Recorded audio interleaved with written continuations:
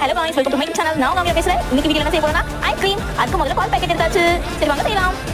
ஹே guys ஒரு பால் அப்படியே ஊத்திடணும், தண்ணி சேர்க்காம. இப்போ ஃபுல்லா ஊத்தியாச்சு. இருந்து நல்லா கொதிக்க விடலாம்.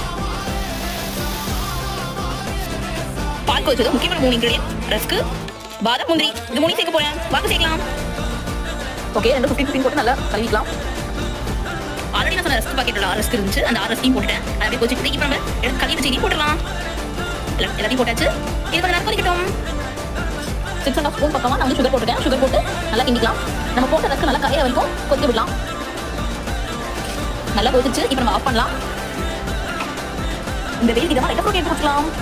நம்ம ஒரு 2 மணி நேரம் மேல ஆற வச்சாச்சு. இப்போ மிக்ஸில போட்டு ஒரு லைட்டா ஆட்டிக்கலாம். ரொம்ப ரொம்ப சாஃப்ட் அடிக்காம லைட்டா கோரகரம் இருக்க மாதிரி பாத்துக்கலாம். கோரகரம் அரைக்கும் சொல்லிட்டு கடைசி நானே பண்ணி வியாச்சிட்டு லைட்டா தண்ணி சேர்த்துட்டேன். நல்லா இருக்கு. ஃபைனலி நம்ம ஒரு ஐஸ்கிரீம் டப்பா எடுத்து இதை ஊத்தி வச்சாச்சு. 2 ஹவர்ஸ் அதுக்கு அப்புறம் நம்ம பார்க்கலாம். இல்ல நம்ம நாளைக்கு பார்க்கலாம் எப்படி இருக்குன்னு. இது அடுத்த வீடியோல போறேன். By guys.